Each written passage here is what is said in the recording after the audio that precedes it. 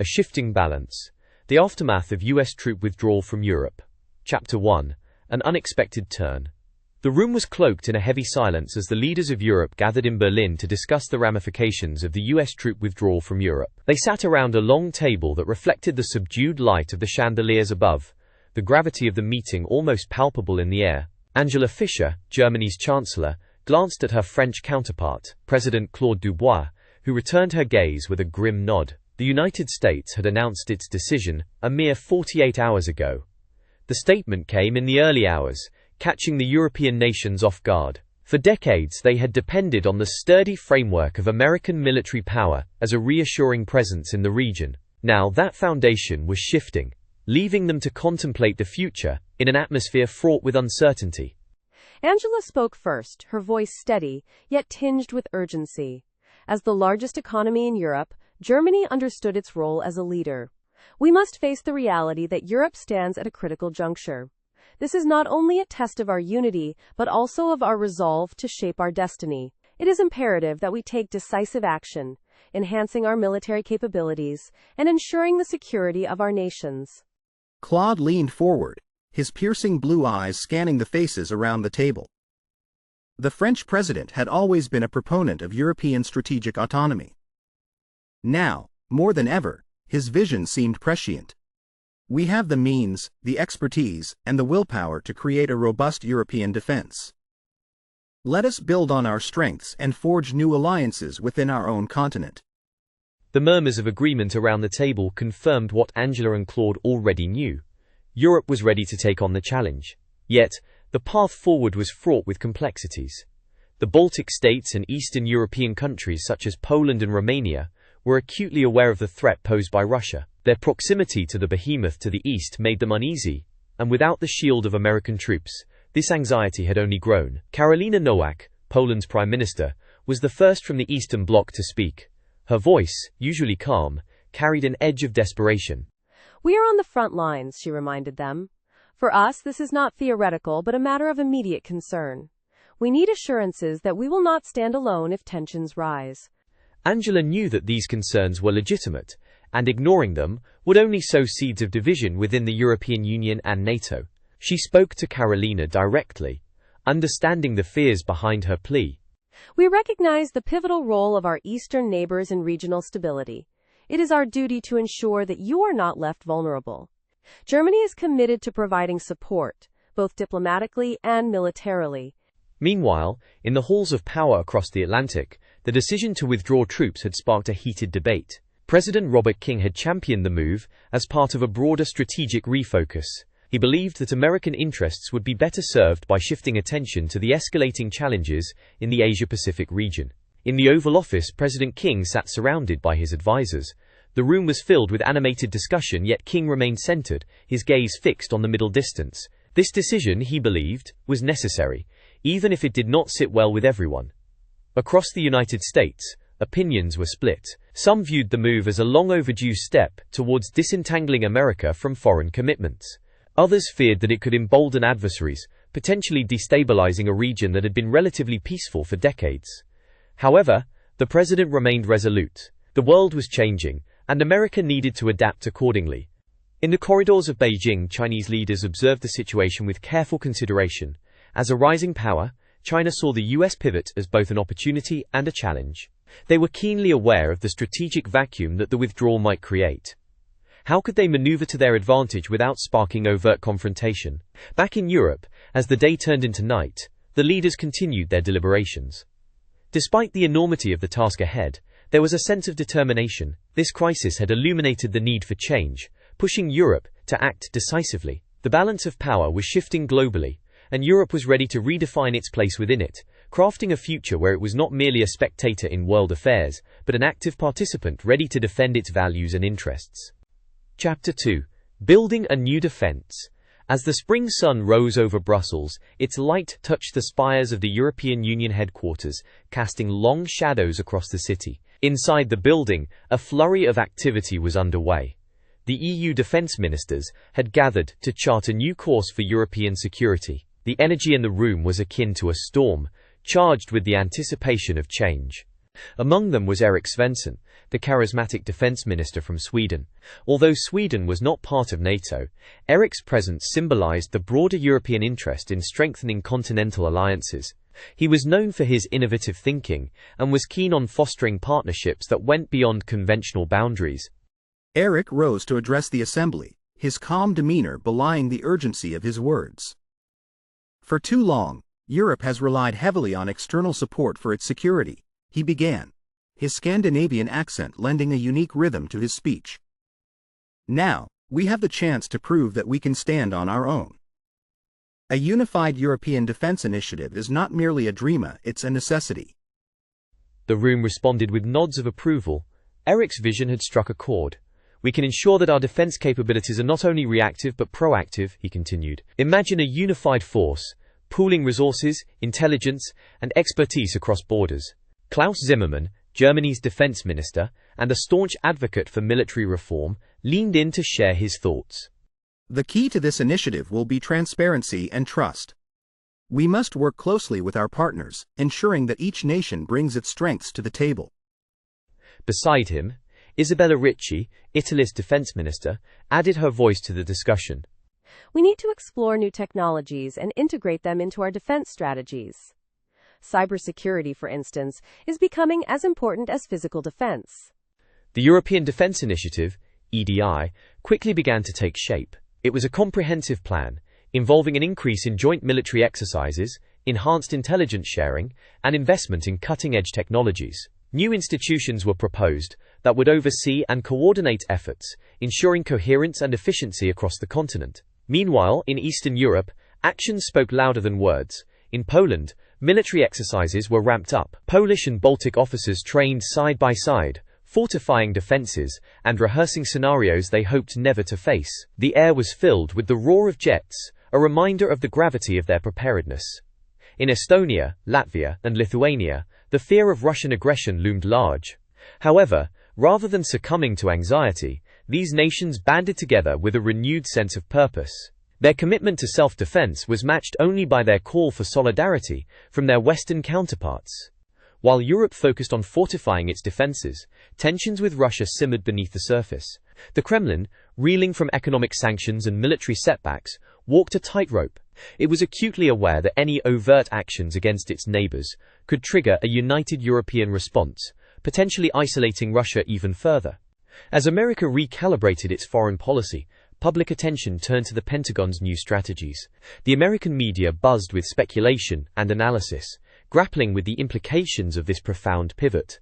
Town hall meetings across the United States were filled with citizens voicing their hopes and concerns. While some Americans embraced the idea of focusing on domestic priorities, veterans and military families expressed their trepidation about leaving allies to stand alone. In China, politburos conducted endless meetings, endlessly analyzing each development from every possible angle. For them, the shifting alliances in Europe served as both a lesson and a warning. The Asian giant knew that in this rapidly changing geopolitical landscape, adaptability would be their most valuable ally. The following month saw progress and setbacks as Europe adjusted to its new reality.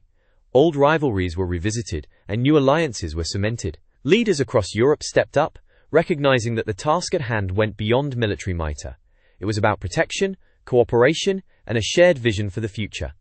Chapter 3. New Alliances. Summer descended on Europe with a sense of urgency, bringing with it a renewed vigor in diplomatic circles. The changes happening across the continent demanded a rethinking of political alliances and economic partnerships. In Paris, President Claude Dubois hosted the European Concord Summit, a gathering dedicated to fostering new alliances and partnerships in the wake of the American withdrawal. The Palais des Congrès d'Ierisis buzzed with dignitaries and delegates from across Europe and beyond. The Grand Hall was a kaleidoscope of national flags, and the air was rich with the scent of freshly brewed coffee and earnest ambition. Sofia Petrova, Bulgaria's forward-thinking foreign minister, leaned against a marble column observing the crowd. Petite and seemingly delicate, Sofia held a reputation as a commanding presence in European diplomatic circles. Her insights were highly valued, especially by countries grappling with the uncertainties of new geopolitical realities. Her thoughts were interrupted by Lars Christophersen, Norway's charismatic prime minister. The tall man with wavy blonde hair approached with a nod. Sophia, he greeted, thinking about our new world? Sophia smiled, understanding his unspoken question. We are building something remarkable, Lars. The real question is whether we can maintain momentum in the face of the myriad challenges ahead. Lars nodded, sharing her concern. The idea of a Europe united in defense and diplomacy is inspiring, but it's uncharted territory. There's a delicate balance between cooperation and national sovereignty that we must navigate carefully.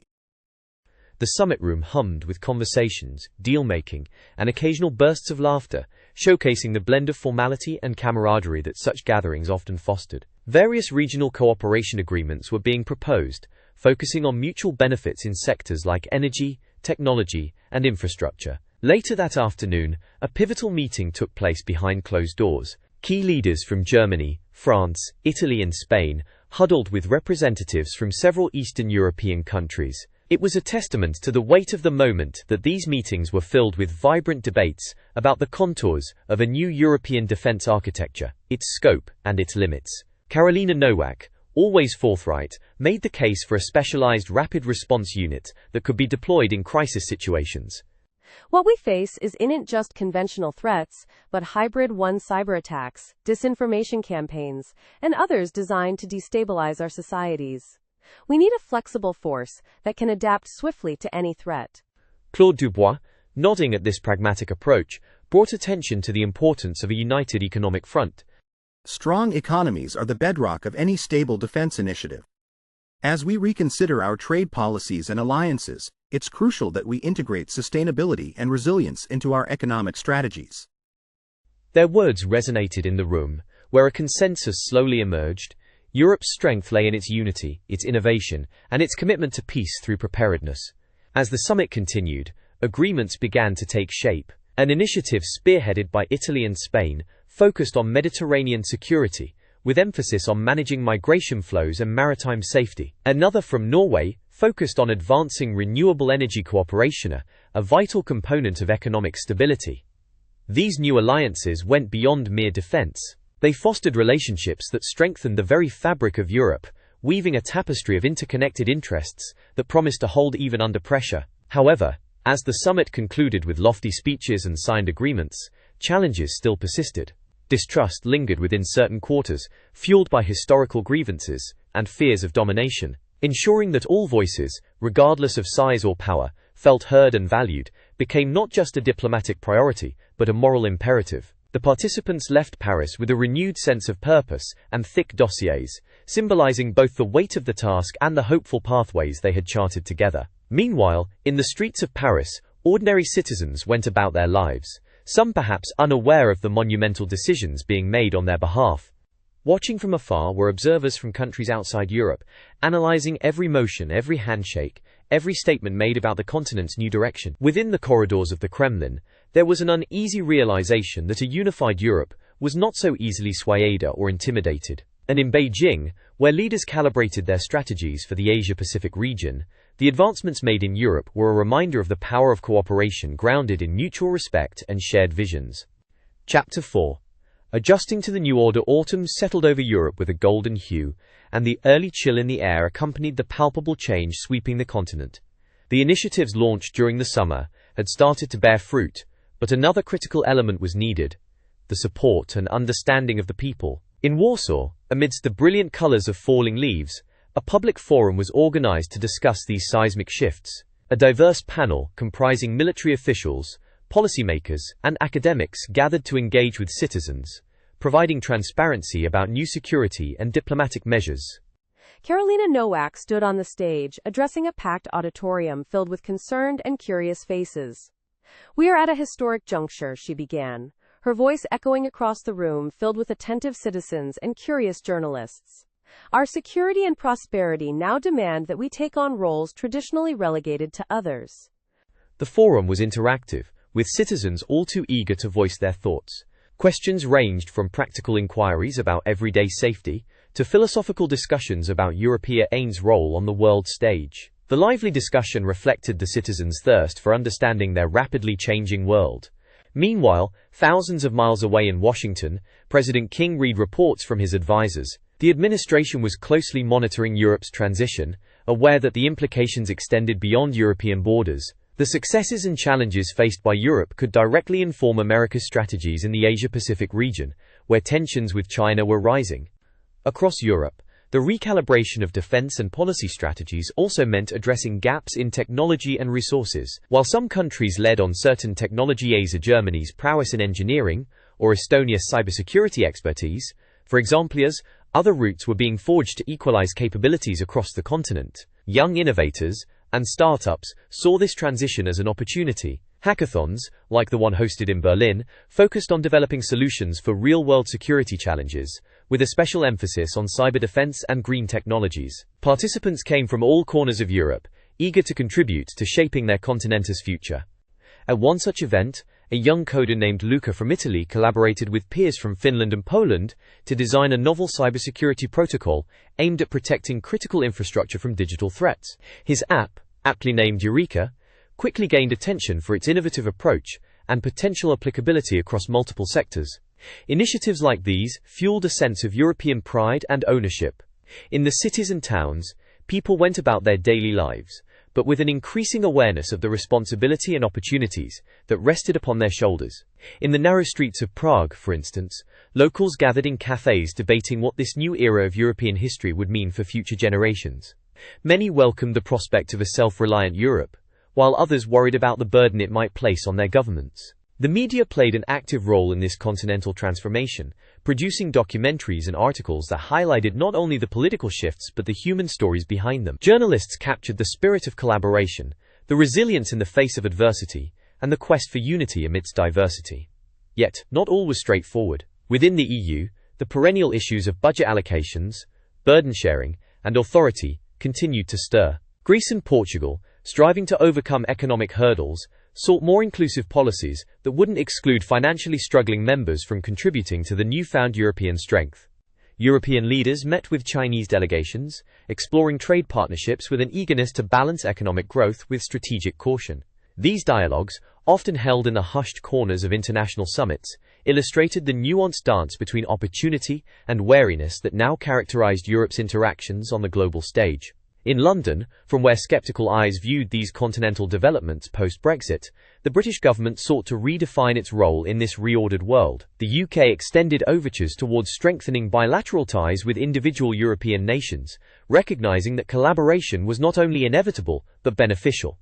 Back in Russia, a sense of introspection enveloped the political landscape. Katerina Morozov, a rising political analyst, wrote extensively about Russia's diminishing influence. The tide of history is moving, she wrote in a widely circulated piece.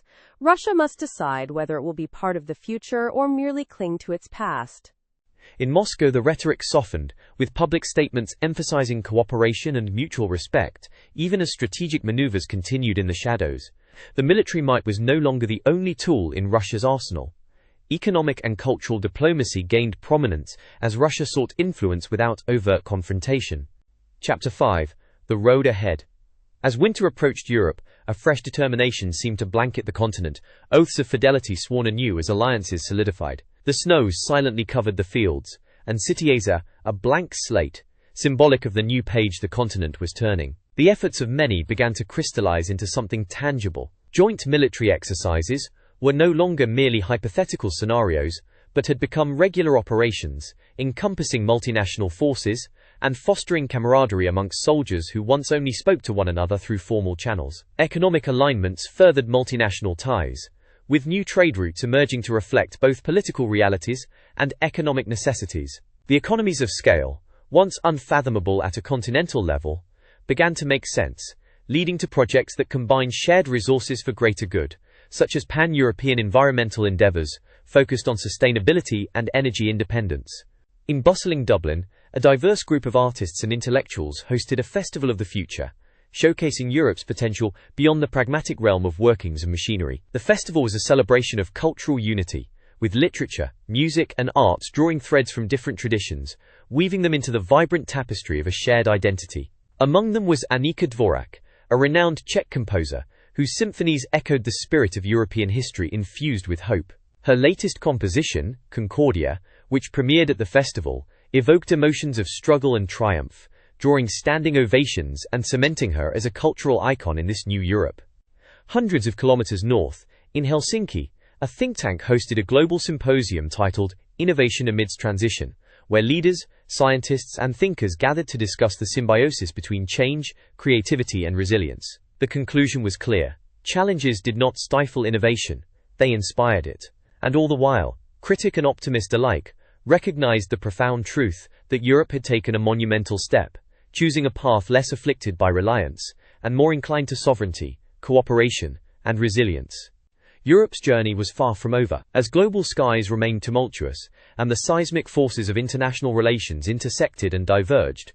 The continent continued to evolve, driven by its quest for peace, justice, and unity. In Copyright Says from Lisbon to Riga, conversations about the future continued as citizens, young and old, debated the implications of the new European order. Some were filled with apprehension, while others brimmed with optimism. But one thing was certain: Europe would face its challenges together, fortified by a spirit of collaboration and a determination to shape its destiny. In classrooms across the continent, children learned about this pivotal moment in their history. Teachers wove stories of struggle and triumph into lessons, inspiring young minds to dream of a future where European unity was not just a necessity, but a source of strength. The next generation was growing up understanding the importance of solidarity and cooperation, values that would guide them as they inherited the mantle of leadership. In the halls of Brussels, a new EU flag was designed, featuring a central emblem symbolizing unity and strength. This new flag was a visual representation of Europe's collective will to work together for a brighter future. At the NATO headquarters, the alliance continued its introspection. While the US troop withdrawal necessitated change, it was recognized that transatlantic ties were still vital. New frameworks were discussed, focusing on shared intelligence and technology, ensuring that NATO remained a cornerstone of global security, albeit in a different form. As snowflakes fell gently over Berlin, Angela Fisher, now in her twilight years of leadership, took a moment to reflect. She stood by a large window in the Chancellery, gazing out as the city bustled with life. Her mind was filled with planning and the twists of diplomacy that had brought Europe to this juncture. Angela understood that the road ahead was long and uncertain, but she was reassured by the resolve of her fellow Europeans. They had embarked on a journey with shared goals and a shared destiny. Europe's story was being rewritten. In the still night air, quiet whispers of hope could almost be heard ascent an anthem for a continent in transition, resilient and strong. As Europe embraced its new reality, it was a beacon, sending ripples across the world that change, while challenging, could lead to renewal and strength. Old rivalries were slowly being replaced by a fierce drive forward, and a belief in the human spirit to rise beyond past follies and create a future ripe with possibilities. And thus, as the world continued to turn, a new era dawned, leaving behind familiar vestiges and walking boldly into the morning light ascent a Europe prepared not just to endure but to flourish, fiercely unfurling its wings against the wind, ready to soar.